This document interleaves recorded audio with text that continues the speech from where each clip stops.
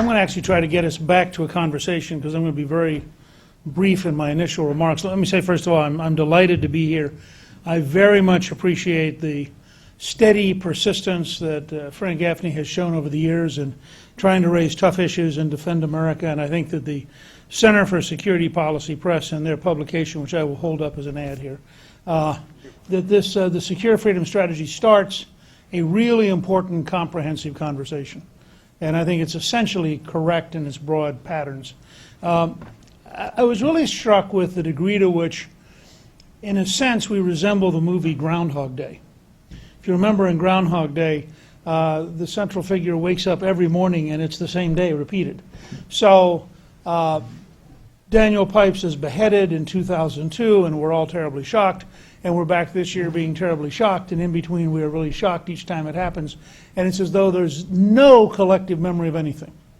The president remembers that the Crusades is a good excuse to not condemn modern ISIS, and forgets, for example, that Pope Francis in 2013 canonized 813 people in Otranto who were beheaded by the Turks around 1481.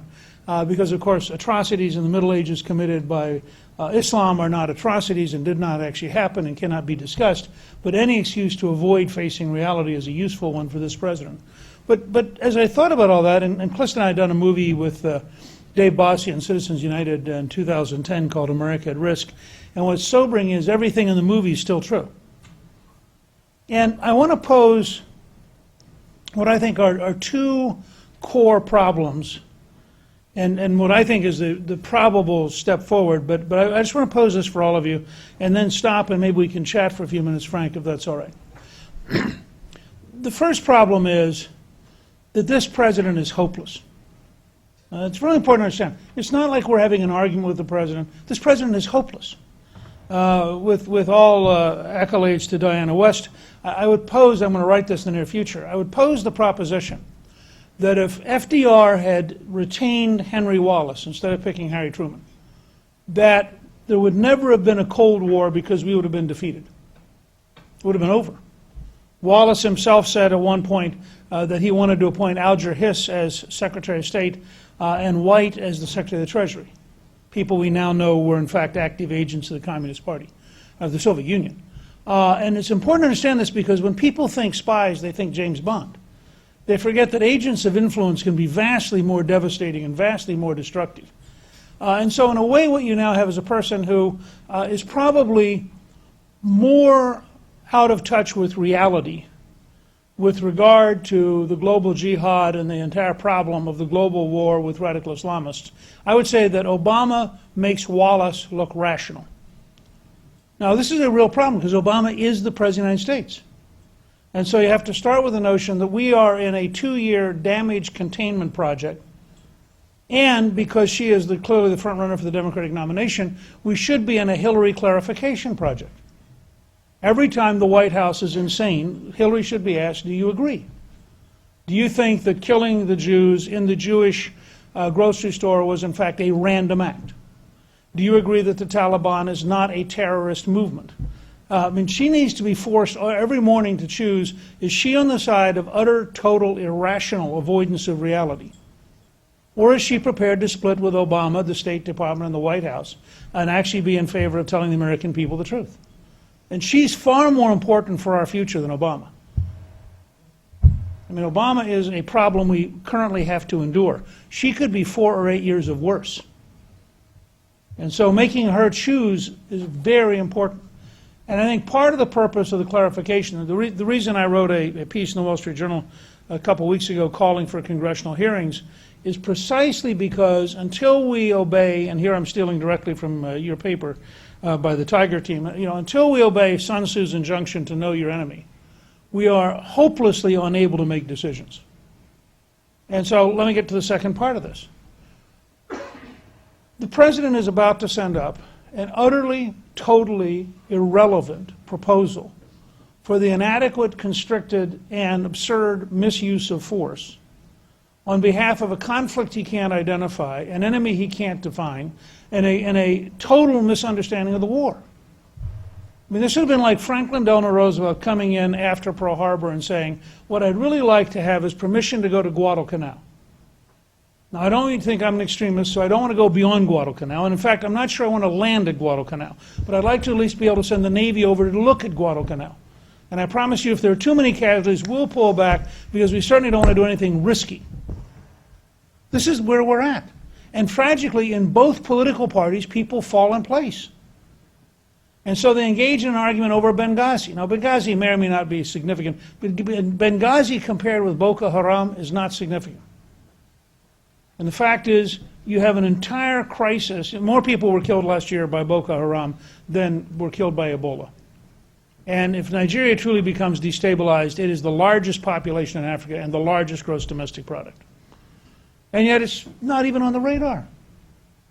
The president proudly in October said, we have proof that our system is working, and it's called Yemen. The most recent article I saw literally on the way in the door is that the rebels have now taken over the vehicles left behind in the American embassy when we abandoned them. Now, I realize the Obama administration is capable of being deluded about many things. Having your embassy occupied by the enemy and having the vehicles you bought used by the enemy is not called victory. And yet this is where we are. And so somehow what we need is we need a national movement to demand of the Congress. And as I've developed this, I originally thought we needed 4 committees, but I think you have to have 5 committees in the House and 5 committees in the Senate. And we need to start from a simple premise. We have been at war, I think, at a minimum since 1979. And I think you have to look at the Ayatollah seizing the embassy, which is what happened. I mean, anybody who believes students seized the American embassy in the middle of the Ayatollah's dictatorship and he wasn't aware of it or didn't tolerate it or didn't support it is literally out of touch with reality. And so we've been at war now for 35 and a half years. And we've learned nothing.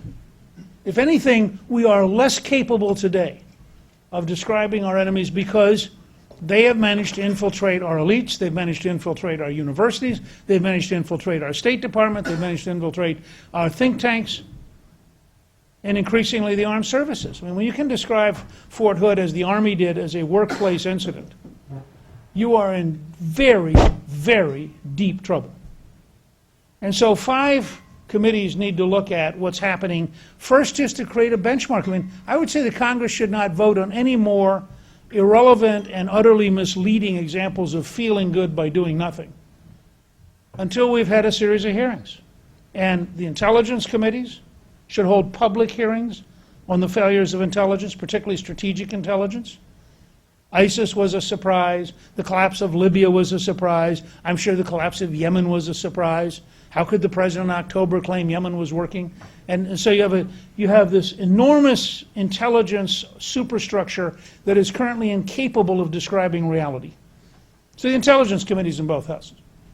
The armed services committees ought to be looked at. Look, we fought 2 wars and we didn't win them. And there's, again, a story this morning that we're now looking at staying in Afghanistan longer. For a practical reason. The minute we pull out, it's going to collapse.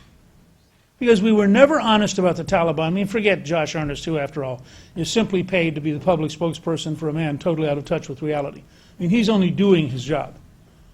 But the truth is, the United States government never followed its own doctrine that there cannot possibly be sanctuaries. The Taliban has always had sanctuaries. And therefore, you're not going to beat them.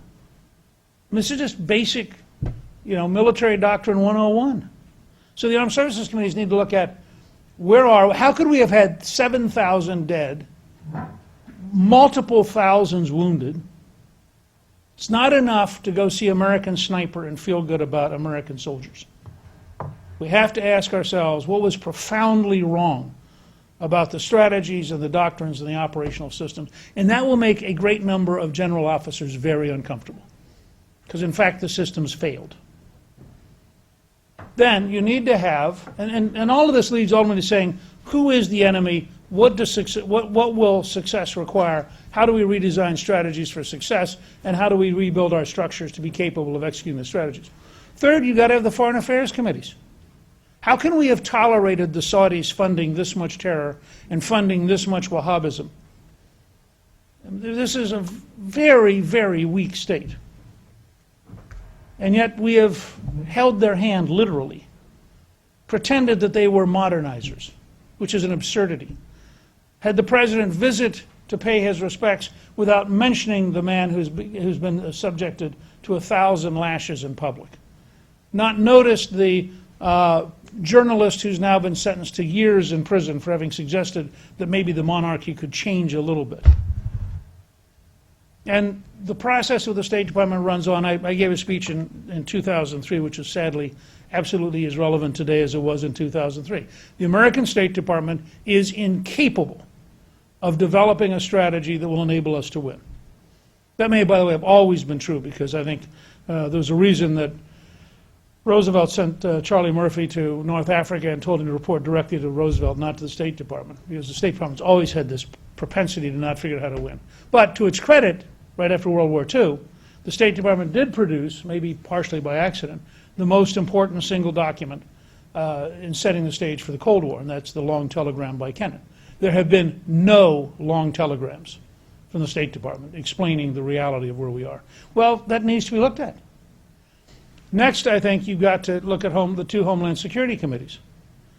I mean, I found it very striking that and I would commend to all of you as a very chilling example of the future, a book by my co-author, Bill Fortune, who on his own has written a remarkable book called Day of Wrath, which describes ISIS coming across the southern border and deliberately targeting about a dozen American schools simultaneously. It's a very sobering book. It is very practical. And he took part of it from the Beslan attack with the Chechens. He took part of it from what ISIS actually was doing, running up and down the road shooting people. And then shortly after his book came out, you had the Pakistani military school attack. And it really raises profound questions about the nature of defending America at home and the dangers we're running at home.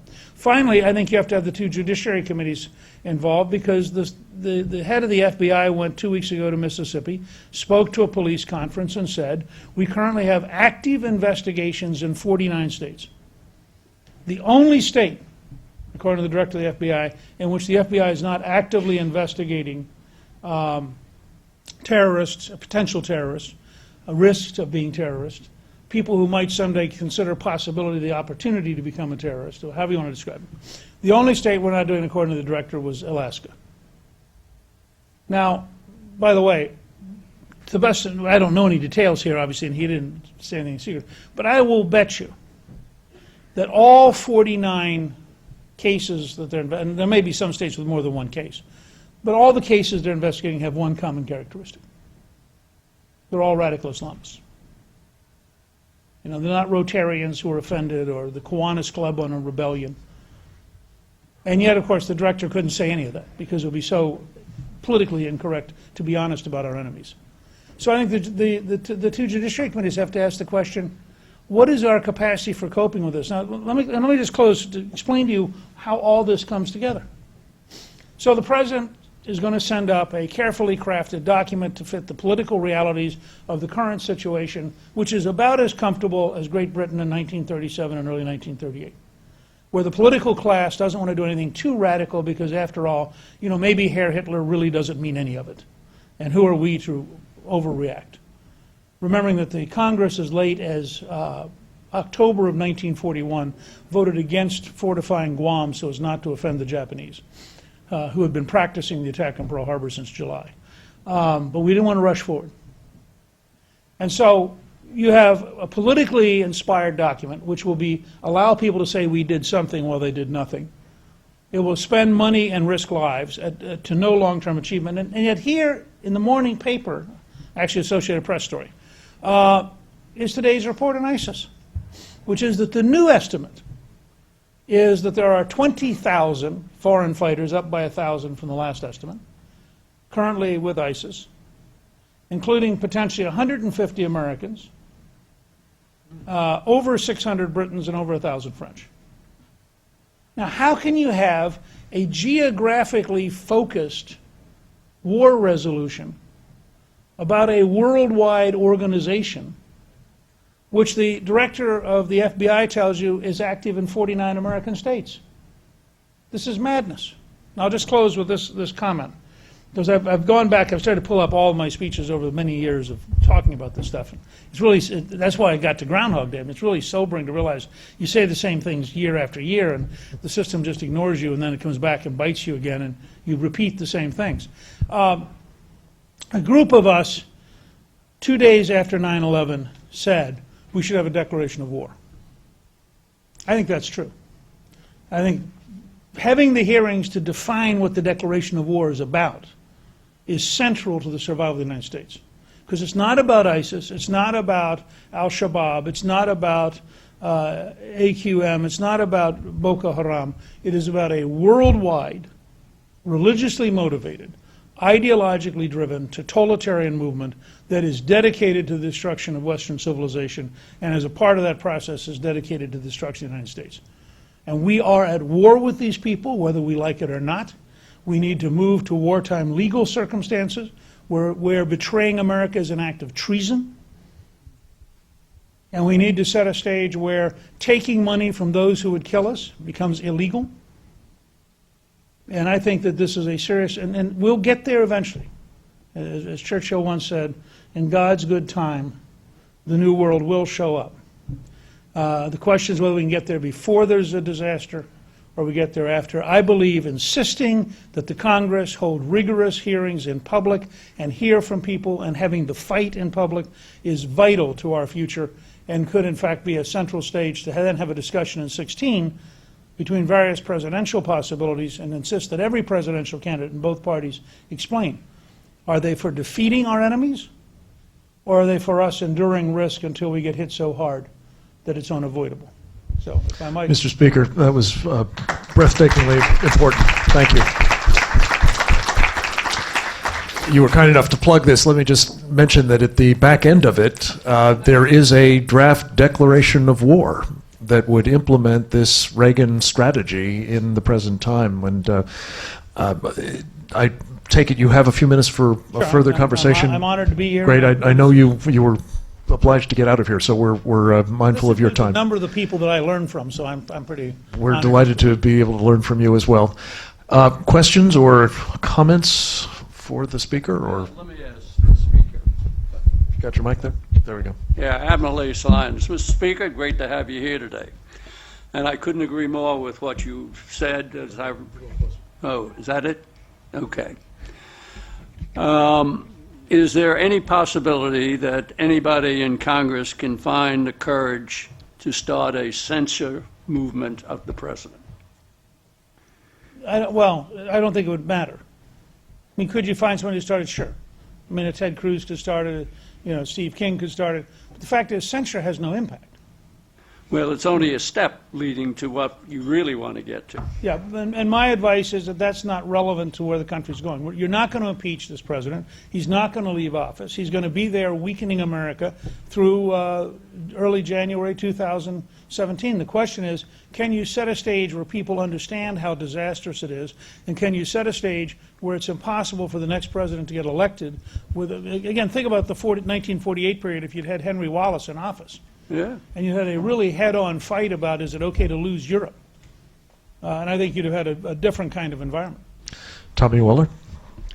Yes, sir. Mr. Speaker, I appreciate you bringing up the topic of members of the military being uncomfortable. Comfort-based decisions are something that we are taught we never do. To make a comfort-based decision in the face of the enemy generally means to die. Let me talk about being uncomfortable. To be handed a copy of the Constitution from the parents of a team leader of mine who was killed in Iraq, who was their only son, saying, never forget what he died for. And to take an oath to this Constitution. To be currently serving as a reserve officer in the Marine Corps. Yet, having been issued a do not speak card that Senator Cruz referenced in terms of our enemy. That is an uncomfortable position. Sure. And I'm speaking to the audience now as a member of the Center for Security Policy in my capacity as an employee. But I also think it's fitting that these discussions are taking place in the Reserve Officers Association, an institution that was founded on the request of General Blackjack Pershing, who he himself faced jihadists in the Philippines. I think it's fitting that General Boykin described that the last time that our country had a true strategy to defeat its enemies was in World War II. And I think it's worth highlighting that, 16.1 million Americans fought in that war, 11.3% of our population, yet today we expect less than 0.5% of our population to volunteer over and over and over again to fight the global jihadist movement, and yet we do not allow them to study it. All I might add is that we've learned that Sun Tzu's principles are not being adhered to. We said that in our Secure Freedom Strategy. If the military officers out there that have studied in school after school could remember one name, it might be Karl von Clausewitz. And what I'd like to illustrate is just one quote by Clausewitz in his Principles of War. Now, if it is to get safely through this perpetual conflict with the unexpected, two qualities are indispensable. In the first place, an understanding which, in the midst of this intense obscurity, is not without some traces of inner light which lead to truth, and then the courage to follow this faint light. I personally want to thank this audience for giving a faint light to those that serve in uniform, to talk about the truth of our enemy. And I ask those who have sworn an oath to this Constitution, whether in civilian capacity or in uniform, to have the courage to tell those that serve to follow that light. And the very beginning of that light is in this strategy, which you highlighted, Speaker, and I appreciate it. Let me just say a couple of quick things to what you said, much of which I applaud. One of the purposes of the Armed Services Committee hearings ought to be to surface the degree to which we are now forced to use fundamentally dishonest language, and we are forced to deny facts, and the degree to which the military culture has been corrupted by a political layer of almost commissar-like indoctrinations. I think that's important, and I think that should be happening. Let me say, second, that in fact there has been a successful grand strategy since World War II, and it's exactly the one that the Secure Freedom Strategy is based on. I mean, Ronald Reagan, and this is part of why I'm an optimist. Jimmy Carter was in the process of doing a whole series of things that were destructive. The country rebels against it, and I'm going to get to the third part, which is part of what they did. Reagan comes in, he has a very clear, compelling vision of what's at stake, partly because he has been thinking about it since he first encountered a Stalinist in Hollywood in 1947.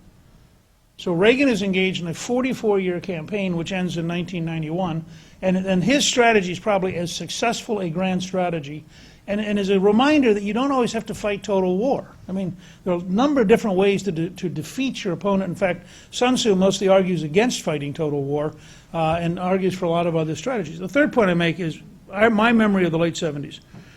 The number of retired officers who we need to get, and the number of retired intelligence agents, et cetera, that we need to get to form large enough blocks that the media can't isolate them. It was absolutely central to our winning the argument in 78, 79, and 80 to have Admiral Moore, a retired chairman of the Joint Chiefs, willing to stand up and say, we are in desperate trouble. Because all of a sudden people who didn't care about Republican politicians saying it said, wow. And I think, frankly, the recent statements by General Flynn have been very sobering to the news media.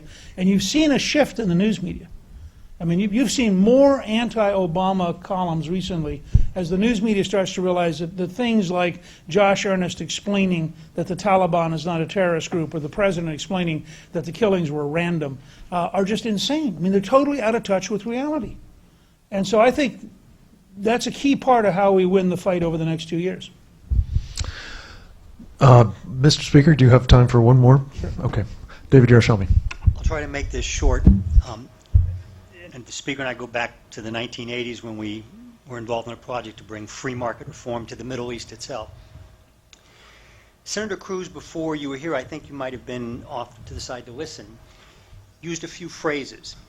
And since the purpose of this conference is to address those questions in particular, I wanted to get your remarks on those. He ended his remarks by saying that Iran and its leaders, the mullahs, were not rational actors, which made them dangerous, whereas the leaders of North Korea had some aspect of rationality. And I would have thought that it would have been the reverse of that. Iran and the mullahs are extremely rational, but if you don't know the enemy, if you don't know the doctrine and the worldview from which they're acting, it does appear irrational, and you can't defeat them because they're all over the map. The other thing he remarked upon was the idea that the ISIS and the other jihadists around the globe engage in an extreme version of Sharia. Now, I for one would say that I'm prepared to say that there is a version of Islam, a westernized version of Islam that's peaceful and noble and everything else.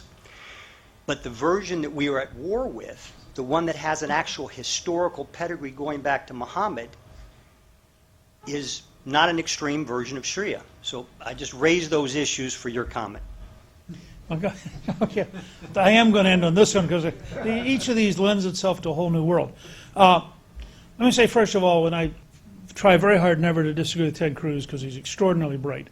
I think, first, I'm not particularly comfortable that the nutcakes in charge of North Korea are in any way rational, because I'm not sure they have any concept of reality. And you could imagine a really bad weekend, gets jilted on a date, feels he's got to prove himself. I mean, who knows what he would do? So I'm not comfortable with a North Korean nuclear weapon, but there is a difference. The way I used to describe it, I'd say, you could create détente with the Soviets because if you are an atheist communist bureaucrat, a nuclear war is the end. If you are, in fact, an Iranian who is a true believer, a nuclear war is the beginning because you're going to go to heaven. And if you said to any of the senior Iranians, would you swap Tehran for Tel Aviv? They would do it in a heartbeat. So in that sense, there is, and this is one of the great problems our secular elites have in the State Department and at Harvard University and you name it. If you are a truly secular person, you have no understanding of the religious imperative which is at the heart of the global movement. And I think in that sense it is a profound problem. You also have a great underestimation of what they will do to you if they win. And almost all of these people would in fact be either killed or imprisoned overnight if the jihadists won. Second, you picked up on a theme which I'm going to put Andy on the spot. He can correct me. We've been swapping emails about this. I believe it's very important for us to distinguish between modern Muslims and medieval Muslims. I actually first said this in a speech in November 2001. And I would look at a couple of simple tests. Do you agree that somebody can be an apostate and not be killed? Do you agree that women have the right to appear in public without a man and can drive and vote and have their own job and live completely independent lives? Do you agree that if we're going to have genuine equality of opportunity, then if the largest mosque in Europe is in Rome, there should be comparably a very large church in Saudi Arabia? Now, if you're prepared to be a genuinely modern person, we have no fight with you, because you're not trying to impose your beliefs. You want to live them out yourself and try to convert others by persuasion, which is the American tradition. On the other hand, if you fail that test, and you are in fact a medieval Muslim. And this is one of the great mistakes both of the military and of the State Department. ISIS does all sorts of things which are embedded in the 7th, 8th, and 9th century. I mean, they have very specific historic analogs. They sit down and they study this stuff. And they think they're actually living out a parallelism to the emergence of Islam in its first wave. And I think it's a huge mistake for us to not understand how deeply this is felt worldwide. I'll just close with this example, because we got into this argument a while back, and Andy's at least not nodding no, so I feel somewhat secure I'm gaining it. The only thing I would say about it is what you call it is less important than if we actually had an environment where publicly you could ask the questions that you just asked, it wouldn't matter what you'd call it. I'm suggesting the way you get that environment is you start doing it. Well, if we hold congressional hearings and people show up who are Muslim, they should be asked those questions. So you can determine, are you a modern Muslim or are you a medieval Muslim? You know, I'll just close this, but this is an example of how totally irrational our elites are. So we got into this argument about Boko Haram. And it turned out that while Hillary Clinton was Secretary of State, they would not name it as a terrorist organization. I frankly don't know in the Bush years if it didn't come up or if they overruled it or what was going on. But the State Department bureaucracy was saying, no, this is a local group, let's not make them too important. So I went back, and thanks to Herman Perchner, who along with Ilan Berman, produces an annual almanac, which is very helpful of Islam in every single country in the world. I got their chapter on Nigeria. When Boko Haram is founded, their base camp is called Afghanistan. Now, when you look at this, you think, let me get this straight. This is a local group with no connection to the worldwide jihad, and they named their base camp Afghanistan. And this, by the way, was shortly after the blowing up of the Buddhist statues on the mountainside, because from the standpoint of Boko Haram, which means Western education is evil. And this is the other thing to remember. Boko Haram actually means Western schooling, not education. Western schooling is evil. Now, I'm an old-fashioned kind of historian. A guy joins a group entitled Western Schooling is Evil, I get a hint. We have a fundamental gap in our worldview. So I want to close and say, Frank, you have endlessly pursued a very hard job. And I think eventually we will break through. And just as the people who empowered and strengthened Churchill in the 30s ultimately were historic, I think you will be one of the people who helps this country save itself despite its elites. And I thank you for letting me come and share with you.